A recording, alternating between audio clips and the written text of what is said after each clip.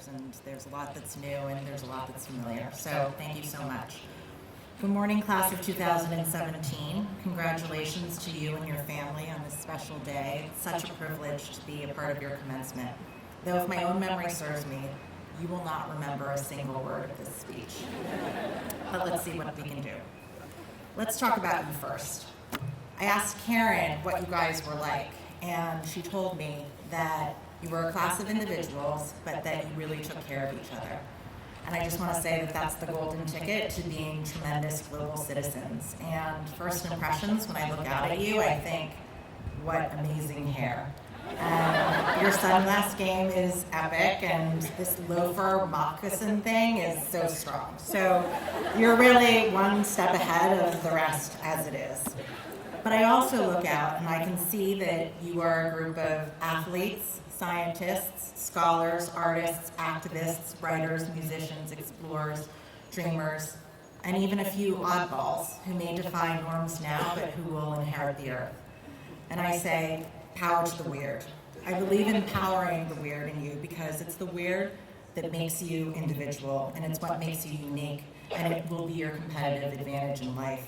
No one can do you like you do you, and the world needs every kind and all of you. It's an uncertain time in this country and on this planet, and there's never been a greater need for a generation to step up and turn this ship around. So from all of us who have come before, we have every confidence in you. Second, let's talk about your parents. Today is your day, but I hope you will take a minute to look them in the eye and thank them for being your biggest cheerleaders and support. No one will believe in you as much as they do, from here on out and always. They share the achievement of today with you. When I was sitting where you were sitting 23 years ago, I was sure about a few things. I knew where I was going to college, I knew I was going to be an English major, I knew I would move to New York City, and I knew it was all going to be very glamorous and great. And now that I'm standing on this stage today, I can tell you it pretty much all worked out. So you can trust it'll be okay. One or more of you will come back and speak at a commencement here in the shadows of the elm someday in the future. And you will look out and see much that is new, another rising class, and much that's familiar, the faculty that have dedicated their careers to this place and its values. And you will see some of your old friends out there too, and I hope you will feel as I do, a particular love and pride in seeing those whom you once roamed these halls with, young and foolish, become the great people that they were destined to be. But how do you go from today to finding your way in college, to landing your first job, to transforming your job into a career, to reaching a position where you can actually do epic, save-the-world level stuff?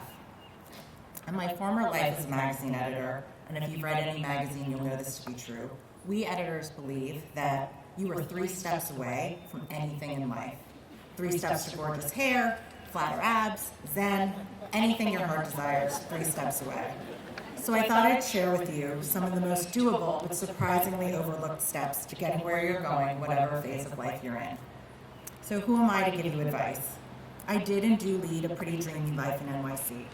I worked my way up through the ranks in the magazine industry, and I did become an editor-in-chief at Condé Nast, my ultimate dream job. If you've ever seen The Devil Wears Prada, it was kind of like that, only I was younger, nicer, and more fun, I'd like to think, but you could ask my assistant, she may be writing a tell-all. I hobnobbed with celebrities and CEOs, I had a car driver, a power table at any restaurant, a front row at fashion shows, living the Quaker dream. But despite all my dream job perks, most importantly, I got to spend my days doing what I loved, helping people around the country live their happiest, healthiest lives at a magazine that was dedicated to wellness.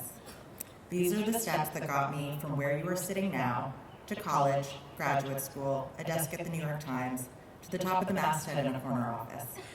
But I'll add a coda. At the end of last year, rather suddenly, my dream job went away. After a short 2.5 years, the pinnacle of my career, Self Magazine, a beloved brand with millions of readers that had been around since 1979, shuttered its print edition.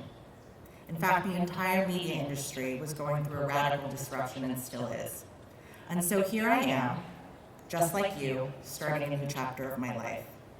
The takeaway, you are not defined by what you do, but by what you keep doing. What I'm about to share with you are the exact same steps that I plan on using to navigate my next step. 1, show up. I find it nearly impossible some days to go to the gym. Sometimes I'm tempted to cancel or back out on things I've agreed to socially or professionally because I'm tired or not in the mood.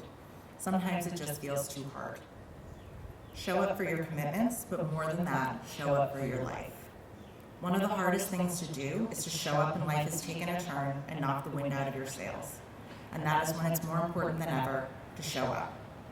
When Matt invited me to give this speech, I wrote him back and said, well, I'm not an editor-in-chief anymore, and I'm in the middle of fun employment. What could I possibly say? And I wanted to come and say, show up. Show up when you have doubts. Show up when you might prefer to escape or hide. Show up if you're scared, if you're anxious.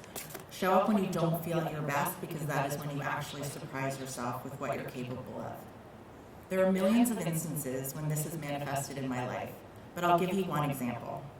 This past year, my grandmother passed away. We were very close, and I was fortunate enough to be with my family when she passed. And the funeral would not be for a week, but the very next day I was scheduled to get a flight across country and give a speech. 2,000 people were attending, and how could I possibly go when I had lost my grandmother who was so dear to me? How could I possibly give a motivational speech when I felt so devastated? I turned to my mother and asked her what to do. She said, you go. You show up for the 2,000 people who showed up for you. What do you think your grandmother would have done? My grandmother was someone for who 95 years showed up, in war times, in China, Taiwan, and the US, and even while she was sick with cancer. So I got on the plane and I showed up. I gave a new speech off the cuff, not about my career, but about my grandmother. And when it was done, the crowd was on its feet, cheering for the life my grandmother had led.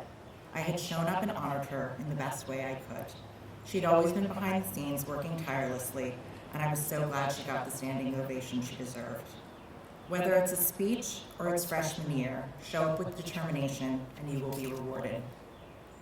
2, be present. I was someone who could never wait for the future to arrive. I was always speeding for it. I couldn't wait to finish high school so I could get to college. I never took a gap year because I had to get started. When I was in college, I never took a semester abroad because I was too busy with school and my social life to take a break. I couldn't wait to finish college to move to New York. I couldn't wait till my next deadline or promotion. I couldn't wait to switch jobs and climb higher. I had itchy feet and was always hustling. By the time I became an editor-in-chief, I lived life on fast forward. There was no one who could walk faster than me in heels. My life was full of fun and new experiences, but it all passed in a blink of an eye. My senior yearbook quote was quite prescient. It was from the movie Ferris Bueller's Day Off, and if you haven't seen it, it's a classic and you should. It said, life moves pretty fast, and if you don't stop to look around, you might miss it. When I left South, I traveled. I hiked through Patagonia, I trekked a glacier, I rode camels in the desert, and went on leopard safari in India. I did yoga and meditated in the Himalayas. Job offers came and went, time passed, and it passed much slower. The days felt so precious I wanted to draw out every one, not because I wished for more hours in the day to get more done, but because I was loving every minute of it. Travel is something that snaps you out of your reality and opens your eyes to new perspectives. It has the power to slow time down because you have to readjust and you can't live in cruise control. You have to reorient, observe, adapt, and adopt the customs of another place. You are not in control. You surrender yourself to being a guest and a visitor. It's not your show. You pay closer attention to what's happening around you, and then gradually, you start seeing new paths available to you. This is the greatest lesson I've learned this past year. You are not in control, period, at home or away. Travel can help you get to this realization, and I urge you to go, go, go. But self-awareness is powerful too, and it accompanies you everywhere. Appreciate where you are, near or far. View your life as if on the best trip ever, because it is, with wonder and gratitude. Nothing is promised, and we are all flying by the seats of our pants. Once you let go of how you think things should be, that's when the real magic happens, and you open yourself up to possibilities even bigger than what you could have imagined. I can't say why, I can only attest that it's true. When you stop trying to predict or control the future, you find yourself instead living in the very wonderful now, which inevitably leads you to a natural next step. 3, be good. My dad ends pretty much every phone call and email with this. It's his official sign-off. In my household, be good had two meanings. Most people, my father said, do the best they can. Being good in the world, being a good human, meant giving others the benefit of the doubt, not judging and having patience. Everyone is trying and no one can know what it's like to walk in another's shoes. For my sister and I, being good also meant that we were to do our personal best in everything we did. And the expectation in my house was that my sister's and my best was really, really good. Grades, appearance, behavior, who we dated, our jobs, our trajectories. So the applications of be good felt different. It was kind and gentle to others. It was demanding and stressful for us. Be good to others, do good for others, but be hard on yourself. Over the years, I've adapted this idea. I still expect a lot from myself. I push myself to be my best, and I do believe my best is very good. But when things go sideways, which inevitably they will, I flip my perspective. Someone once told me, be your own best friend. It's some of the best advice I've ever gotten. We're always harder on ourselves than those we love. But what if we apply the same amount of generosity? Who is more worthy of our own respect than ourselves? When you don't make the grade, the team, or land the internship, don't pick at the wound. What would your best friend say? So be good to others and be good to yourself. If you are, you will never feel alone. When faced with the future, it's daunting to head into a phase of life that's unfamiliar. New people, new environments, new expectations.